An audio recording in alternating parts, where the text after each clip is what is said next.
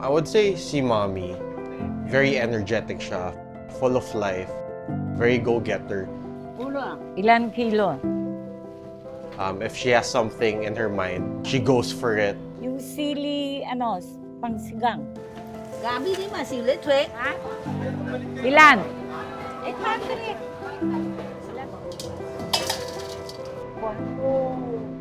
When you were young, diba, when you're in school, describe your mom. I'd always put hardworking because I never see her stop. Pareho maganda.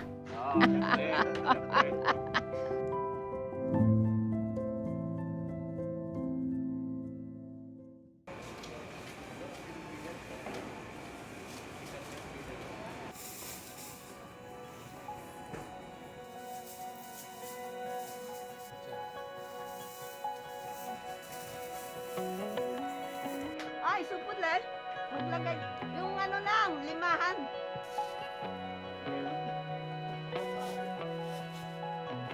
Pili mo yung mga matataba. Huwag yung payat. Ha? Tatlo. Opo. No? Dalawa lang yan. Minsan. Ako si Linda Tan ko. Ako si China Mommy. Okay.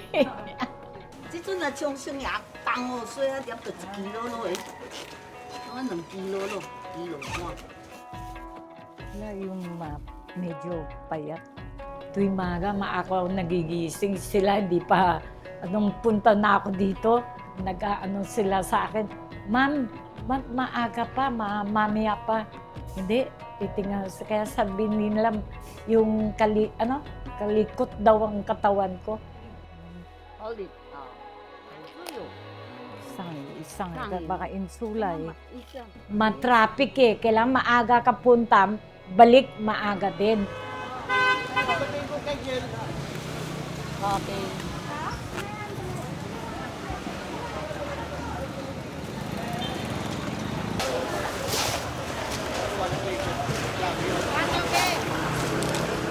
Dan.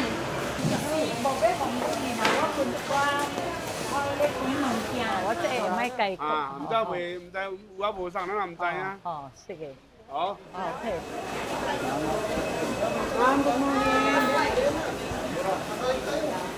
Good morning. Hindi, tatlo lang. Apat. Oo, si Vicky, anak ko. Hindi nakilala na kita. Hello, hello. Anak niya. Hi, hi. Alam pala ni Tita. Ilan yan?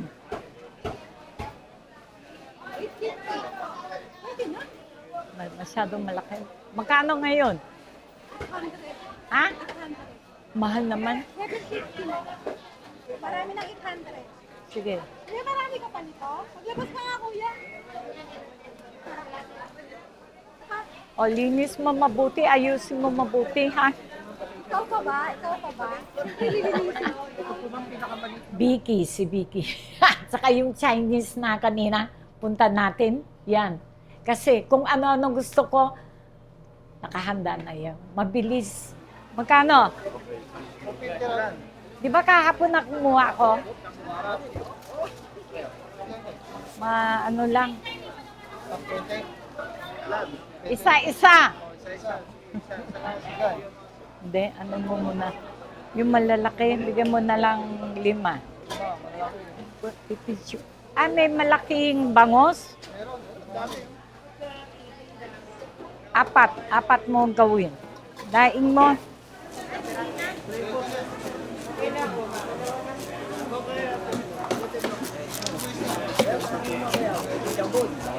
Kami ay 7 magkapatid. Tapos mga magulang ko galing sa China ay sila, nanay ko at tatay ko, nagluluto din. Dati, di ba, sa Escorta, may isang cyber department store. Nandyan sila sa kantin nagbebenta. Tatay ko naggumagawa ng buchi.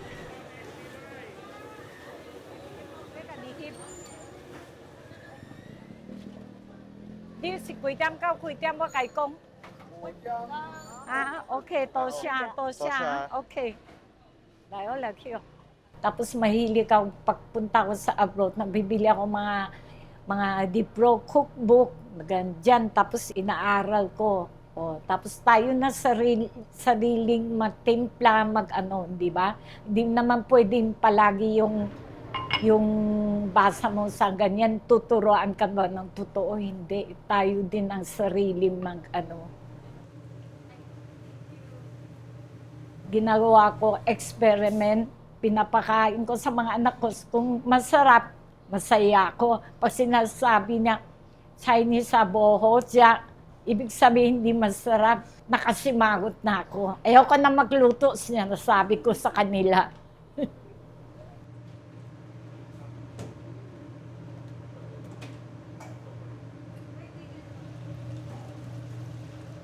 Sabi ng anak ko, magastos daw ako magluto.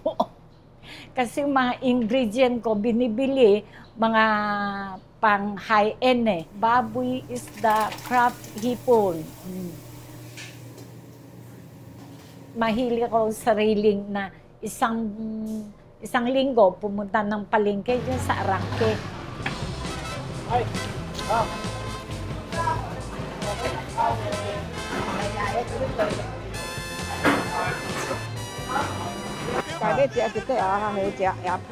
Sige bo.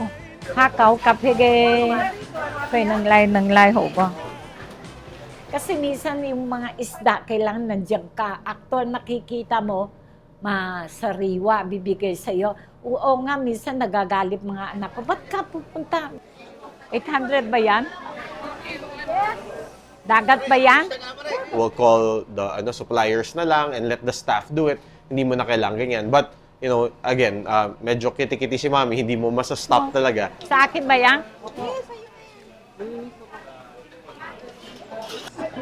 Ano isda yan? Yung... Kaso, minsan, alam mo namang tao, Mami, hindi maganda bigay, ganyan. Kaya sabi nila, minsan, Ma, matapang ka, ba't mag-ano ka sa mga tindera? Sabi ko, hindi pwede yan. Sabi ko, mga class A, mga customer namin Kaya hindi pwedeng na hindi magandang di sariwa ang bibigay mo, di ba? Nakita mo naman kanina kay Aling Leti. Ang gulay niya talaga fresh, maganda talaga kasi pili-pili na yan Hindi yung basta-basta. Ha? Sabi ng anak ko, minsan hinatit ako. Sabi, Ma, parang kang artista dito, superstar daw. Mamaya tawag sa, Ma'am Linda, bili ka dito. Ma'am Linda, tawag ng tawag. Mama! Oh, Mami. Good morning. Gusto ka na? Mga ano ka? Cameraman na. Ayaw mo, kasali kita. Oo, sige, kasali kita. Oh, asan na? Padala na. Lagay mo sa ano. Oo.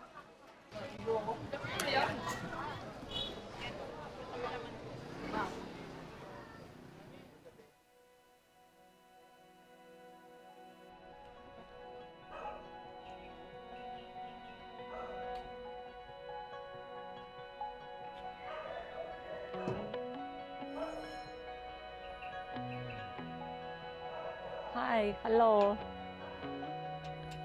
Kahit na akong matanda na, every Saturday, volunteer sa temple namin, talaga original, sa Taiwan, Taichung.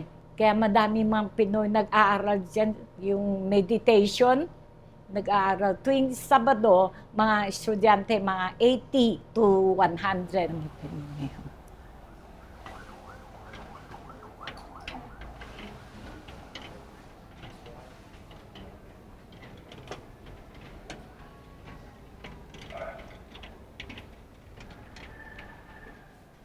It's really for meditation classes. And then yung Saturday lang yung nagluluto talaga siya doon. Yung parang, I would say nga, sabi ko, parang master chef. Kasi basically, kung anong ingredients yung na-donate or nagdala yung mga tao, yun yung mga stuff na kailangan na i-work with. Tapos magluluto sila.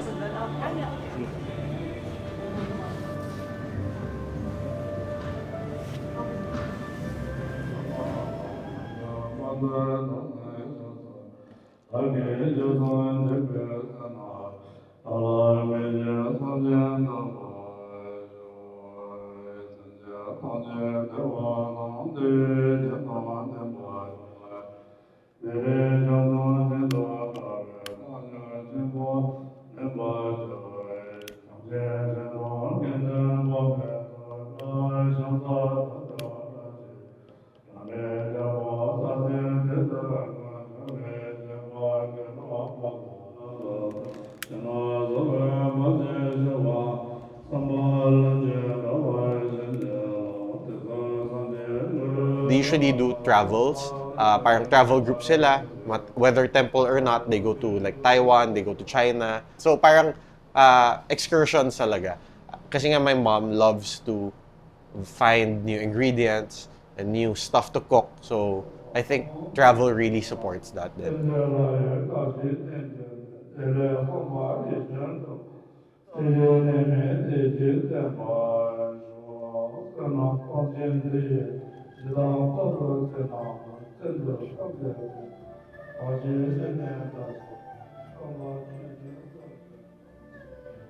Nung una, meron akong negosyo na kasama ng kaibigan ko na beauty supply. Then, nung medyo mahina na yung beauty supply, then nag-ano ako sa temple na volunteer, nagluluto sa mga tao, mga vegetarian. Doon talaga kasi na-rekindle yung cooking niya. And then doon ko na talaga nakikita na, oh, every Sunday, I guess from stuff that she tried and learned from cooking at the temple or research, yun tinatry niya lagi sa bahay. Let's all gather.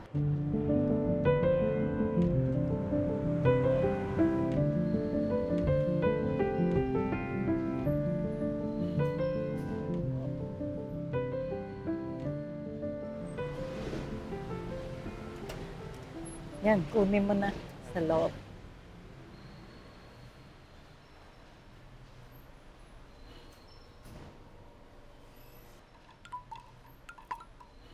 Kaya,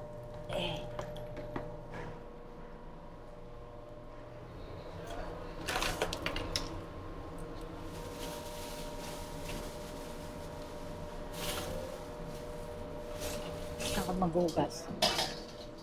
Ito pa. Kulang pa. Yan. Mahilig ako maluto, madami. Nagagalit minsan mga anak ko na sobrang madami. Kaya ini-invite ko mga kaibigan, mga kaeskwela nila, classmate. Gusto-gusto nila mga luto ko. And then they'd say, oh, auntie, this is so delicious. Parang cook it na. Especially yung mga crabs, yung mga lumpia, yung mga miswa. May isang inaanak ko, nagsabi, auntie, bakit hindi ka magluto magbenta? We always hear that comment ever since naman. But it wasn't until around that time na parang, oh, why not? Parang, sige, let's do it.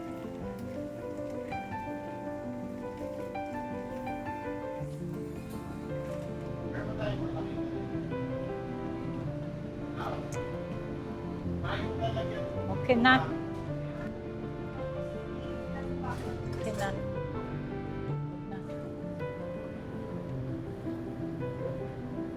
I remember that time, distinctly, it was in my mom's room, kasama ko yung sisters ko and my brother, and we wanted it to be aligned sa personality ng mom ko, which is like energetic, funny, so, and she's kind of baroque, and so we wanted to roll off the tongue na parang baroque, na parang China Mommy, di ba?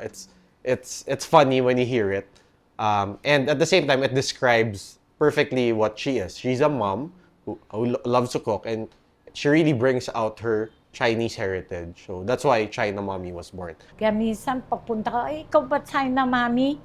Di sa loob ko, maski na nakatawa, masaya ako.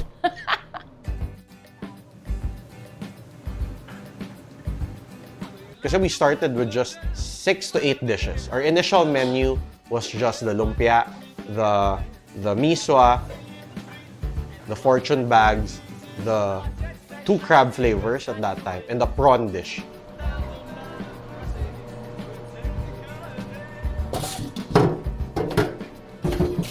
singkamas. Everyday yan. Araw-araw na deliver. Yan, lagay mo na dyan. Alam mo dito, oh. Para, ay yung isa, ganyan din, sagay. At that moment, it was just the gut feel na no loss kasi for us. We were cooking from the house, diba? Basically, it's just, let's cook this, let's put this out there on social media, and then see if anyone orders. Oh, na-steam na, tapos na. Order ng customer. Nikki, lagay mo na. Dati luto ko, naku, maliit lang. Yung kapitbahay namin nagagalit. Minsan, ang dami writer. Minsan sa December, grabe, puno-puno yung mga traffic sa amin. Kaya nagagalit mga kapitbahay. Di masisi, di ba? Kaya naglipat-lipat kami. Hanggang dito, swerte, nakahanap kami dito. Handa mo na yung pang-prito.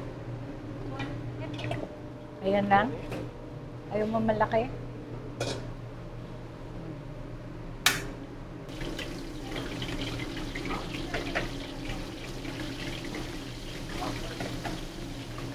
Buo to.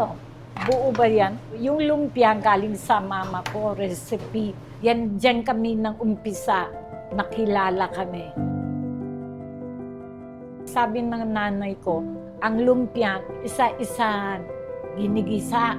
Tapos gumagawa ng mama ko ng malaking kawali. Tapos isa-isa nilalagay. Yan ang sikreto. Tsaka yung lumpia, hindi pwede makina. Lahat sariling hiwa. O, ikaw na. Ikaw na mahalo. Ha? O, sige. Yan, linis mo. As you can see, it's very labor-intensive to make lumpia because of the different components. And my mom, that's one of the shortcuts that she doesn't really like to do.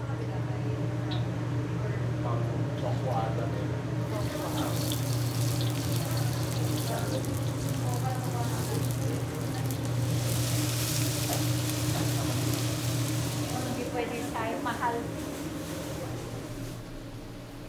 To be honest, like the first time we did it, I was very shocked that cooking the lumpia was a half-day affair, right? There's just so much work that's put into it that I realized, wow, okay, it's a good thing we did this kasi we would have never guessed how to do this if we didn't went this path, right?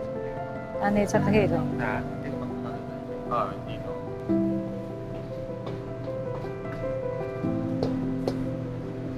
People were always telling us na parang, you should study your mom's recipe. Someone should study it from the siblings so that it gets passed down. Just like how it got passed down from my ama to my mom, it needs to go to our generation. We're 5 siblings, I'm the youngest. Unfortunately, I cannot cook. But my sisters, 2 of my sisters can. But it wasn't until we did this na they were forced to really write down the recipe, understand the process.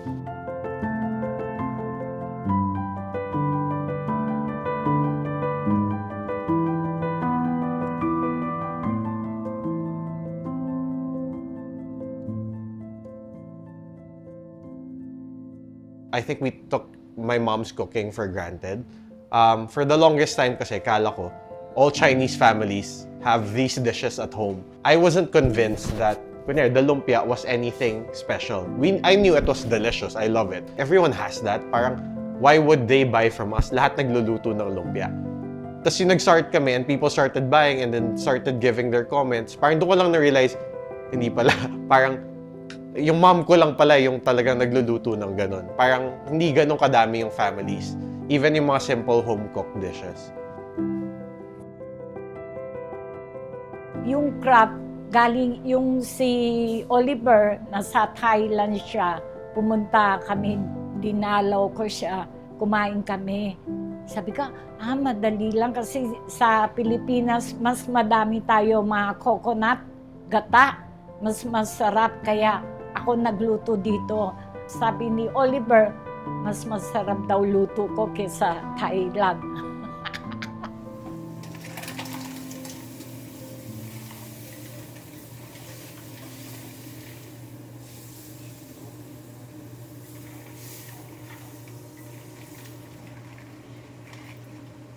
back then, so parang people would call my mom the crab queen kasi nga yung curry crabs niya, yung Sotanghon Crabs niya. And then we tried to put other flavors pa, and including the fried, we put it on our menu na.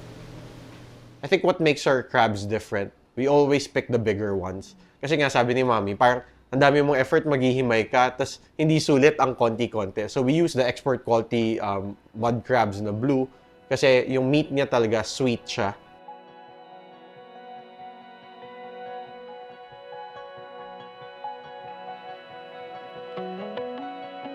The miswa is also one of our best sellers because in the Chinese tradition, right, you need to eat noodles on someone's birthday to celebrate them and to wish them long life.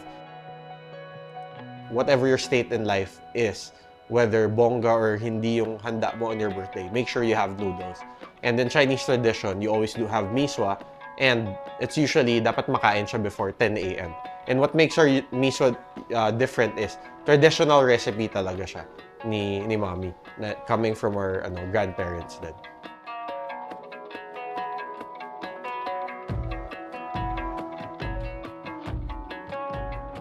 Our other best sellers are fortune bags. So, they're tofu skin wrapped, parang mukhang dumpling, pero they're shaped into money bags. So, ito yung mga na-develop niya because of her time in the temple. Kasi she has to come up with vegetarian dishes, diba?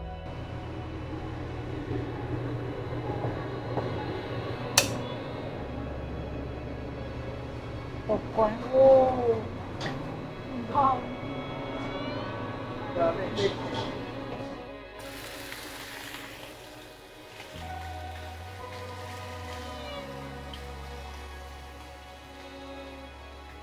And then we also have, mabenta kami mga soups namin, mga traditional soups like sibut, which is an herbal soup. Sibut means 4 herb soup. So yung may 4 different herbs that have different functions, diba? And mostly ano siya, to improve blood circulation. Kaya very good siya for postpartum or get line na tinatawag. People usually order that. Kasi kulo na, lalagay mo.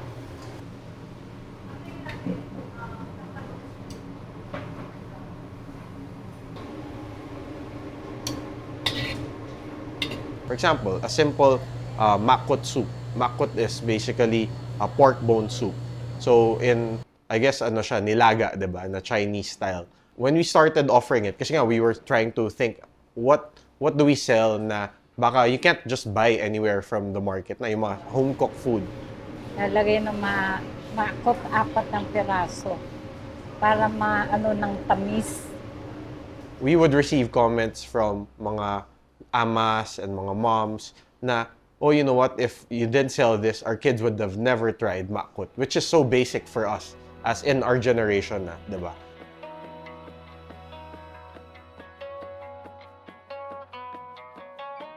Masaya ako. Tuwing madaming order, makikita ko listahan, mahaba yung masaya na ako. Maski na ngayon, ina-advise ko kung may order, tapos sabi ng anak ko, maghanap ka ng ibang mga bagong putahe. Gumagawa ko, nag-iisip ako, kakaisip, tignan mo yung buhok ko na, unti na. I would say everything has been organic talaga in terms of growth. It took a while talaga before it really became popular because of the bloggers nga. And there was one who discovered us, and then tuloy-tuloy na from there. And that's where I realized the power of Instagram and influencer marketing. And then that really boosted our business.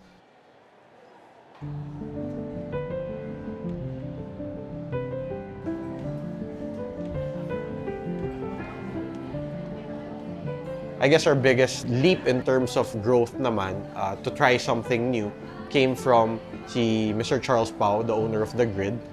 He messaged me one time on Instagram and said, "Oh, I have an idea. Are you free to talk?" So my mom and I went there to meet him, and then he said, "Oh, are you okay to do a pop-up here at The Grid?"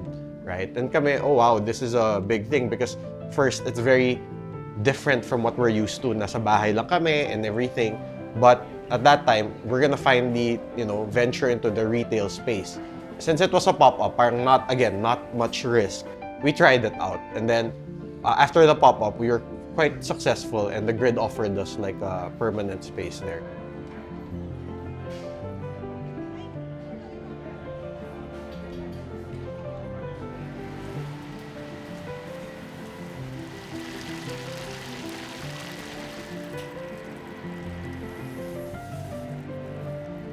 Secret.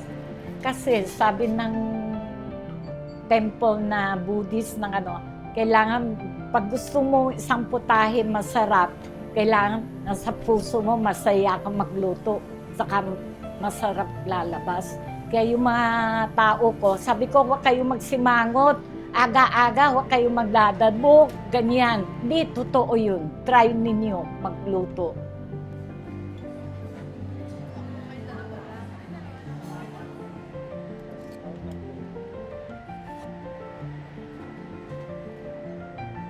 We're really preserving yung mga recipes niya. At the same time, earning from it. Sa panahon ngayon, wala na mga matatanda, ang dami. Kasi minsan, yung mga nag-order sa amin, minsan nagte-text sa anak ko na dyan daw na ala-ala niya, ama niya, nanay niya, kasi wala na eh. Ngayon lang daw ulit kumain ng lumpia, maki, yung kung ano-ano niluto ko, mga Chinese talagang Ngayong panahon, wala ng bata magluluto ng ganyan.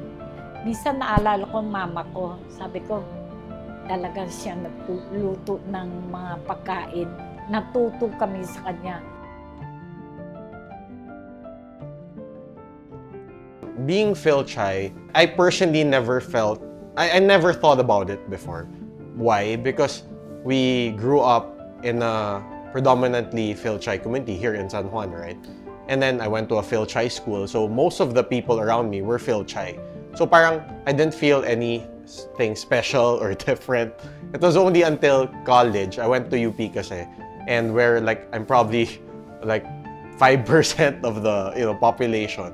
So that's the only time I realized na there's something unique and different about me that is coming from my Fil-Chi heritage.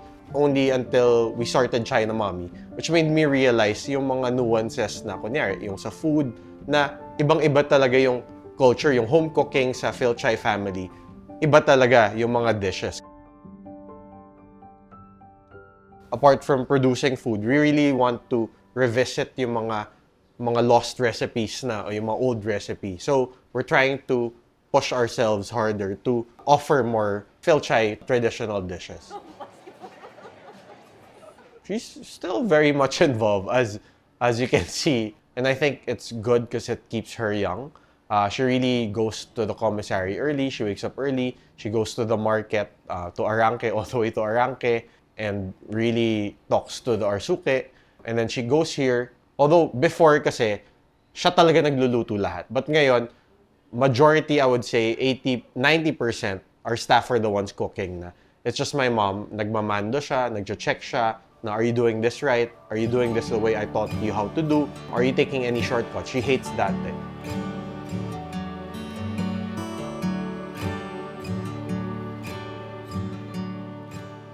Diba, masaya ako. Nakikita mo yan.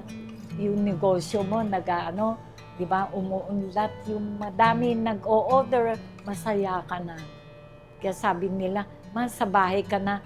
Sabi, ayoko.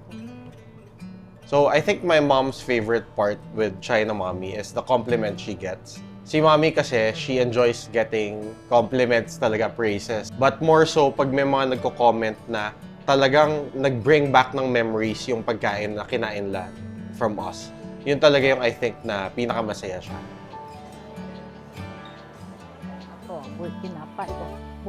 Ako naman, yung favorite part ko sa China Mommy is definitely seeing my mom very happy.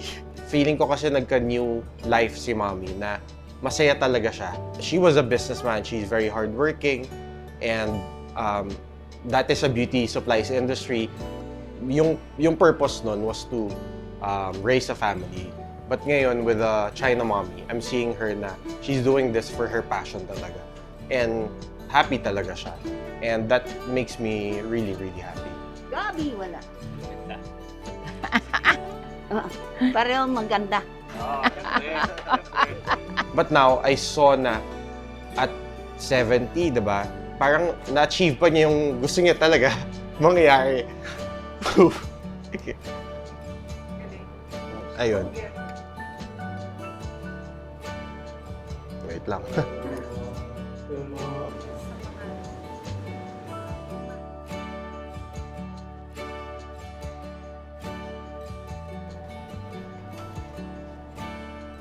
Mahirap pala magpa-interview.